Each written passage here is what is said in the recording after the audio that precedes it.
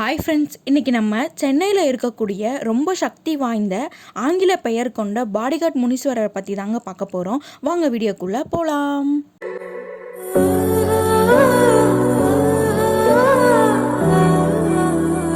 இந்த வழியாக போகிறவங்க எல்லாரும் இங்கே நிப்பாட்டி சாமி கும்பிடாமல் போக மாட்டாங்க.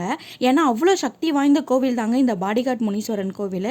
நம்ம ஆடி மாதத்தில் அம்மனுக்கு தான் உரிய நாள்னு பார்த்துருக்கோம். ஆனால் இந்த கோவிலில் பார்த்திங்கன்னா ஆடி மாதம் தான் இந்த பாடிகார்ட் முனீஸ்வரனை எல்லாரும் வணங்குறாங்க. இப்போ நம்ம ஏன் இவருக்கு பாடிகார்ட் முனீஸ்வரன் பேர் வந்துச்சு அப்படின்றதையும் இந்த கோயிலோட வரலாறையும் நம்ம இப்போ பார்க்கலாம். 1860 வருஷம் வேலூரில் ஒரு குடும்பம் இருந்திருக்காங்க. அவங்க சென்னையில் வேலை பார்க்க வந்திருக்காங்க.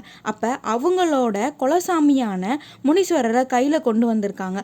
அவங்க இங்கே தலைமைச் செயலகம் பக்கத்தில் வச்சு கோட்டசாமியாக வழிபட்டு வந்திருக்காங்க. அதுக்கப்புறமா செயின்ட் கோட்டையில் இருந்து அந்த சிலையை அகற்றியிருக்காங்க. அவங்க அப்போல்லாம் கோயிலுக்கு பார்த்திங்கன்னா பெரிய கோவில் கோபுரம் அந்த மாதிரி எதுவுமே இருக்காது. அதனால அவங்க ஒரு வேப்ப மரத்தடியில தான் இந்த சாமி சிலையை வச்சு வழிபட்டு வந்திருக்காங்க அப்படின்னு ஒரு கதையும் இருக்கு. அதே நேரத்தில் இங்க இருக்கிற சாமிக்கு ஏன் பாடிகார்ட் முனீஸ்வரர் அப்படின்னு பேர் வந்துச்சு, கோட்டசாமியா இருந்த இவருக்கு எப்படி இந்த பேர் வந்துச்சு அப்படின்னா, இவர் வண்டி வாகனம் ஓட்டிட்டு போறவங்களுக்கு பாடிகார்டா இருப்பாரு. அது மட்டும் இல்லைங்க, நம்மளுக்குமே பாடிகார்டா இருப்பாரு அப்படின்ட்டு இவருக்கு இந்த பேர் வந்துச்சு அப்படின்னு இன்னொரு கதையும் சொல்றாங்க. இந்த காலத்துல வேணா இந்த மாதிரி ட்ரெண்டா வச்சிருந்துருக்கலாம். அந்த காலத்தில் ஏன் வச்சுருக்காங்க அப்படின்னு நம்ம கேட்கும்போது, உயிருக்கு அவர் பாதுகாப்பாக இருப்பார் அப்படின்னு சொல்கிறாங்க. இந்த கோவிலுக்கு பக்கத்திலே பார்த்தீங்கன்னா ஒரு பெரிய பஸ் டிப்போ இருக்குங்க. அந்த காலத்தில் பார்த்தீங்கன்னா இந்த பஸ் டிப்போவில் தான் லாரிக்கும் பஸ்ஸுக்கும் பார்த்தீங்கன்னா பாடி கட்டுவாங்களாம். அப்போ ஒருத்தவங்க அவங்க நண்பர்கள் எங்கே போயிட்டு வர அப்படின்னு கேட்கும்போது, நான் பாடி கட்டுறோம்ல அந்த முனீஸ்வரன் கோயிலுக்கு தான் போயிட்டு வரேன் அப்படின்னு சொல்லுவாங்களாம். அதுவே காலப்போக்கில் பார்த்தீங்கன்னா பாடிகார்ட் முனீஸ்வரர் மாறிடுச்சு அப்படின்னு இன்னொரு கதையும் சொல்கிறாங்க. அது மட்டும் இல்லைங்க, அந்த காலத்தில் பார்த்தீங்கன்னா வெள்ளைக்கார கவர்னர் இருக்கார் இல்லையா, அவங்களுக்கு அப்போது தனியாக மாளிகையெல்லாம் இல்லை. அவங்க செயின்ட் ஜார்ஜ் கோட்டையிலே தான் இருந்திருக்காங்க. அப்போ அந்த கவர்னரோட பாடிகார்ட்ஸ் எல்லாமே இங்கே தான் தங்கி இருந்திருக்காங்க. அதனால தான் இந்த ரோட்டுக்கு பார்த்தீங்கன்னா பாடிகார்ட் ரோடு அப்படின்னு பெயர் வந்துச்சு. அதனால கூட இவருக்கு பாடிகார்ட் முனீஸ்வரன் அப்படின்னு பெயர் வந்திருக்கலாம் அப்படின்னு இன்னொரு காரணமும் சொல்கிறாங்க. அந்த கவர்னர் பார்த்தீங்கன்னா இந்த கோவிலை இடிக்கணும் அப்படின்னு சொல்லி முடிவு பண்ணியிருக்காரு. அவர் சொன்ன அன்னைக்கே பார்த்தீங்கன்னா அவருக்கு கார் ஆக்சிடென்ட் நடந்திருக்கு.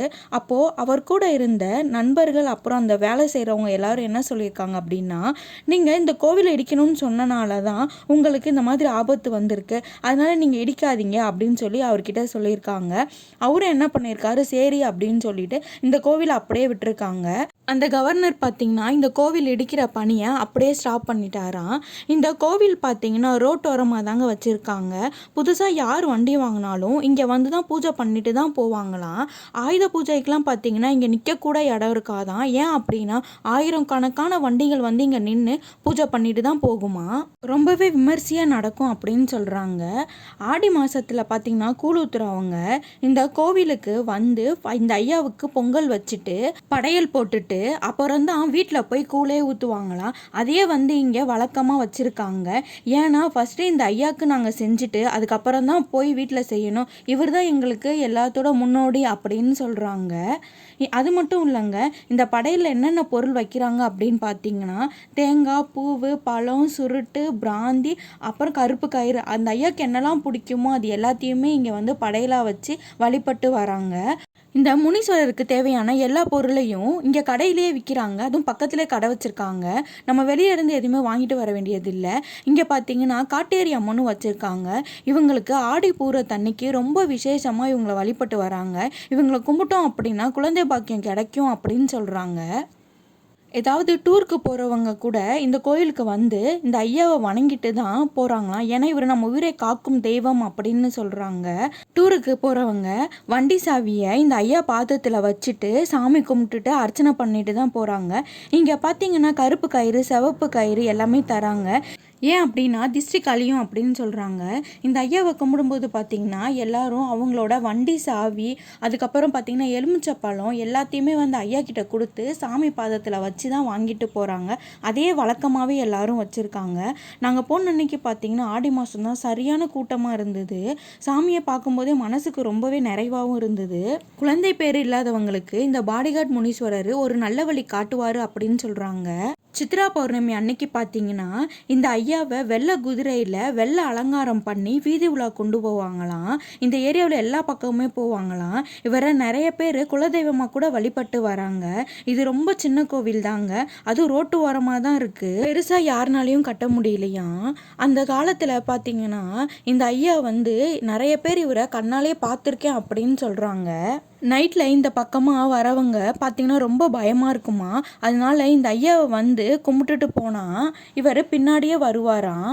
அவங்க போகிற வரைக்கும் அவங்கள பத்திரமா கொண்டு போய் விட்டுட்டு வருவாராம். இவர் எப்படி இருப்பாருன்னு கேட்டால் ஒரு வெள்ளை வேட்டி கட்டிக்கிட்டு துண்டு ஒன்று போட்டுட்டு சுருட்டு பிடிச்சிட்டு வருவார் அப்படின்னு சொல்கிறாங்க. அதே மாதிரி இது பக்கத்தில் பார்த்திங்கன்னா நம்ம கவர்மெண்ட் ஹாஸ்பிட்டலும் இருக்குது. அங்கே இருக்கவங்க கூட ரொம்ப முடியாமல் சீரியஸ் கண்டிஷனில் இருக்கவங்க கூட இந்த ஐயாவை வேண்டிட்டு போனால் அவங்க ரொம்ப சீக்கிரம் குணமாயிருவாங்க அப்படின்னு சொல்கிறாங்க. நிறைய பேர் இந்த ஐயாவை கும்பிட்றத ஒரு வழக்கமாகவும் வச்சுருக்காங்க. தினமுமே இந்த ஐயாவை வழிபடுறவங்களுமே இருக்காங்க. இவர் எல்லாத்துக்குமே நல்ல வழி காட்டுவார். முனீஸ்வரர் அப்படின்னாலே நம்ம எவ்வளோ முனீஸ்வரரை பார்த்துருப்போம். ஆனால் இவர் பேர் பார்த்தீங்கன்னா பாடிகார்ட் முனீஸ்வரர். நம்ம என்ன நினச்சாலும் அது உடனே நடத்தி கொடுப்பாரு.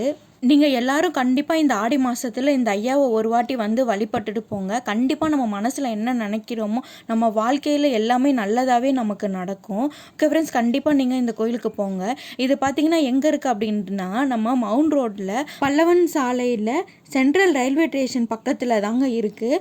அது பஸ் வசதியும் இருக்குது, எல்லாமே இருக்குது. நீங்கள் கண்டிப்பாக இந்த கோயிலுக்கு போயிட்டு வாங்க. ஓகே ஃப்ரெண்ட்ஸ், இந்த வீடியோ உங்களுக்கு பிடிச்சிருந்தா லைக் பண்ணுங்கள், ஷேர் பண்ணுங்கள், கமெண்ட் பண்ணுங்கள். புதுசாக நம்ம சேனலை யாராவது பார்க்குறதா இருந்தால் அப்படியே சப்ஸ்கிரைப் பண்ணிக்கோங்க.